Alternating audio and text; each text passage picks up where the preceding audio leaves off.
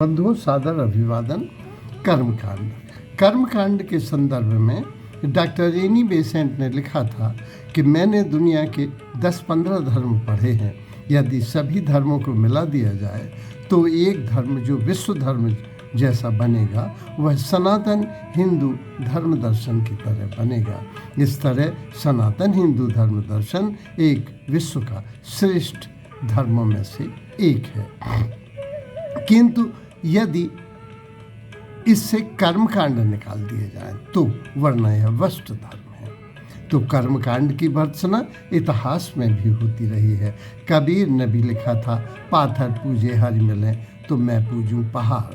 माने कर्मकांड जाने कि कर्मकांड है क्या। कर्मकांड जो परंपरा से किया जा रहा है, जो विधि विधान जो हैं उनसे किया जा रहा है, वह सब कर्मकांड है। जो प्रेम से किया जा रहा है, जो कृत्य वह प्रार्थना है, वह पूजा है। प्रेम भाव अंदर से है, कृत्य लगभग एक से होने पर भी दोनों में जमीन आसमान का अंतर है। तो सबसे पहले ये जाने कि जो धर्मों की में विशेष बात है वो ईश्वर की कल्पना, आस्तिकता और नास्तिकता की कल्पना। तो इसको एक कहानी से समझते हैं। एक गांव में एक आस्तिक संत आते थे और सारा गांव उनके प्रवचनों के प्रभाव से आस्तिक हो जाता। कुछ दिनों बाद एक नास्तिक आते और सारा गांव नास्तिक हो जाता। फिर आस्तिक आते, फिर नास्तिक आते। इस तरह गांव वाले बड़ी दुविधा में थे। संयोग बसात एक दिन दोनों संत एक साथ आ गए। तो रात भर गांव वाले बड़े प्रसन्न हुए। उन्होंने रात भर सुना, लेकिन ऐसे बेजोड़ तर्क दिए गए कि आस्तिक नास्तिक हो गया सुबह तक और नास्तिक आस्तिक हो गया। क्योंकि तर्कों के माध्यम से ये सिद्ध नहीं किया जा सकता कि ईश्वर है अथवा ईश्वर नहीं है। तो इस विषय पर विशेष बात यह है कि अगर हम देखें कि ईश्वर ना भी हो तो ईश्वर की कल्पना को मानने में कोई बुराई नहीं आ जाती, क्योंकि जब पूजा प्रार्थना से मन प्रसन्न होता है, भय से संकट से मुक्ति का एहसास होता है, आत्मविश्वास और आशा का संचार होता है, विनम्रता डेवलप होती है और ध्यान पूजा प्रार्थना में वैज्ञानिक भी कहते हैं कि सेरोटोनिन की वृद्धि हो जाती है और हमें एक प्रसन्नता प्राप्त होती है। अगर उपवास भी माने तो वह स्वास्थ्य और पाचन के लिए श्रेष्ठतम है। इसलिए अगर हम माने कि ईश्वर है तो भी कोई बुराई नहीं, क्योंकि अल्बर्ट आइंस्टीन ने भी ईश्वर को स्वीकारा है। उन्होंने और साथ ही कैपिलर विद्वान ने भी इसकी पुष्टि की है। आइजैक न्यूटन ने भी कहा कि चाहे हम बाइबल को माने या न माने, झूठा माने या सच माने, लेकिन ईश्वर को मानने में कोई, ईश्वर वस्तुतः एक विश्वास है और उस विश्वास से शक्ति मिलती है, विनम्रता आती है और समाज में नैतिकता आती है। तो विश्वास चाहे धार्मिक ग्रंथों पर हो, उनकी कहानियों पर हो अथवा ना हो, लेकिन ईश्वर के अस्तित्व को सभी ने स्वीकारा है। क्योंकि वैज्ञानिक भी कहते हैं कि सब व्यवस्थित है, सब इतना वर्ल्ड इतना परफेक्ट है कि कहा जा सकता है कि वस्तुतः इतनी व्यवस्था दिखाई देती है। एक बीज में भी पूरी प्रोग्रामिंग है, नियम प्रभावी है, नियम शाश्वत हैं और ऐसा लगता है कि वो एक शक्ति है जहाँ से सारा सृजन होता है, सारा पालन होता है और संहार होता है, और वो एक नियामक शक्ति है और शाश्वत शक्ति है। वो एक ऊर्जा है, एक संविधान की तरह है। वस्तुतः जो देवी देवताओं को माना गया है वेदों में, तो ओम अथवा ब्रह्म माने फैलने वाले की, उस एक की चर्चा हुई है। जैसे विद्वानों ने, ऋग्वेद में आया था कि उस एक को विद्वानों ने विभिन्न नामों से पुकारा है। तो वस्तुतः ये कहानियाँ लिखी गईं और उन पर बहुत विश्वास किया गया चाहे वे सत्य हों अथवा ना हों। तो श्रद्धा और विश्वास से हर कहानी में एक नैतिकता आती है, एक संविधान आता है और उससे लाभ ही लाभ होता है, क्योंकि इन कहानियों से भले भी झूठी हों उनसे सुकून मिलती है, शांति मिलती है, शक्ति मिलती है। तो हम देखें कि ईश्वर है अथवा नहीं, ये एक वैज्ञानिक मानता है कि जब प्रमाण होंगे तभी हम मानेंगे। दूसरा दर्शन शास्त्री तर्क से सिद्ध करता है। भक्त ईश्वर है अथवा इस पर विश्वास नहीं करता, वो रिलेशनशिप पर विश्वास करता है और वो मानता है कि हम उससे जुड़े हुए हैं, वो हमसे जुड़ा हुआ है, हम उसका रिप्रेजेंटेशन कर रहे हैं, वो हमारा साथ दे रहा है। और सामान्य व्यक्ति वस्तुतः भय से संचालित है। भय क्योंकि पंडित, पुजारी, पोप आदि ने भय दिखाया है। कहते नहीं हिंदुओं में तुम्हें सर्पदोष लगा हुआ है, तुम्हें पितृदोष लगा हुआ है, आप पर शनि दोष लगा हुआ है। तो इस तरह से भय, क्योंकि भय बड़ी जल्दी भय से के द्वारा व्यक्ति को मनाया जा सकता है। कहते नहीं है LIC करा लो भैया, वो सामने विधवा हो गई है, उसके बच्चों का क्या होगा, अभी तुम्हारे पति तो जिंदा हैं, और व्यक्ति घबरा कर LIC करा लेता है। तो वस्तुतः ये भय दिखाते हैं और भय से असामान्य आदमी भयभीत होकर मानता है कि ईश्वर हमें संकट में मदद करेगा और अगर हम ऐसा करें तो ईश्वर हमसे प्रसन्न हो जाएगा। तो सामान्य आदमी भय से उसको सब स्वीकार कर लेता है।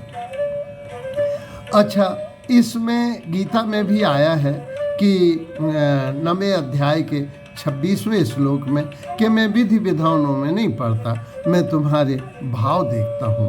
अगले में आया है कि प्रेम से की गई पूजा अर्चना में पानी और पत्र भी चढ़ाए जाते हैं, वे मुझे प्राप्त होते हैं। माने भगवान भी बहुत विधि विधानों में नहीं पढ़ता, लेकिन हमारे यहाँ दक्षिण के मंदिर में मैं गया, 2 आदमी आ रहे हैं तो आरती होने लगती है, फिर वो चले गए, 4 आदमी 5 आदमी फिर दिखे, फिर आरती होने लगती है, फिर 15 आदमी दिखे तो आरती और ज़ोर से होती है, प्रार्थनाएं और ज़ोर से गाई जाती हैं। अगर 50 व्यक्ति हों तो फिर कहना ही क्या।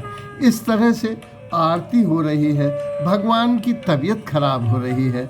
अभी रथ संचालन आया जिसमें आया भगवान की तबीयत खराब हो रही है। उत्तर के मंदिरों में जो पन्ना है उसमें भगवान को लू लग जाती है। उत्तर के मंदिरों में तो विवाह हो रहा है, राम विवाह, शिव विवाह। अब विवाह किए जा रहे हैं तो भगवान न हुए, वो गुड्डा गुड़िया हो गए, उनके विवाह किए जा रहे हैं। जब विवाह किया जा रहा है तो अगली रात भी कैसे मनाओगे। इस तरह से कर्मकांड अभी भगवान के ऊपर चवर डोला रहे हैं। तो उधर जो उत्तर भारत के मंदिर हैं उनमें पंडितों ने कहा कि ये जो चबर डो रही है इसके ऊपर तो भगवान का इलेक्ट्रिक फैन लगा दो, तो उन्होंने सीलिंग फैन लगा दिया। तो हमारे एक साथी थे जो रिटायर्ड डिप्टी कलेक्टर थे, वे बोले भगवान को तुमने पंखा लगा दिया, अच्छी बात है, एक टीवी और रख दो, क्योंकि संसार के मालिक को संसार की खबरों का भी तो पता होना चाहिए। तो कर्मकांड निरंतर बढ़ते चले जा रहे हैं। अभी राजस्थान के मंदिरों में उन्हें नाश्ता कराया जाता है, भोजन कराया जाता है, फिर सुलाया जाता है। तो भगवान हैं कि गुड्डा गुड़िया हैं। तो इस तरह से हमने कर्म कांडों को बहुत अधिक बढ़ावा दे दिया है और ये कर्म कांड की भर्त्सना की गई है। तो वस्तुतः कर्म कांडों से हमें मुक्त होना चाहिए। लेकिन साकार उपासना, गीता में भी अर्जुन ने प्रश्न किया है कि साकार उपासना की जाए कि निराकार उपासना की जाए। तो साकार उपासना की अनुशंसा की गई है। सूरदास ने भी लिखा था कि अविगत की गति कछु समझ न आवे, ताते सूर सगुण पद गावे, इसलिए सगुण उपासना की गई। लेकिन अच्छा, सगुण उपासना अथर्ववेद में भी इसके कुछ बातें मिली हैं। लेकिन सगुण उपासना वस्तुतः हिंदू धर्म दर्शन की चीज़ ये बाद में जुड़ी है। उपनिषदों में, गीता में, ब्राह्मण ग्रंथों में इसका जिक्र नहीं आया है। खलील जिब्रान लिखते हैं कि जो दार्शनिक हैं विगत सदी के, वो कहते हैं जो पुजारी है, पंडा है, पुरोहित है, वो बहुत चंट है, चालाक है, चतुर है, काहिल है, आलसी है। तो ये जिन्होंने धर्म को धंधा बना लिया है, एक मंदिर बनवा लो और टैक्स फ्री बिजनेस है, पीढ़ियों तक चलता रहेगा। तो विभिन्न कथाएं गढ़ ली जाती हैं।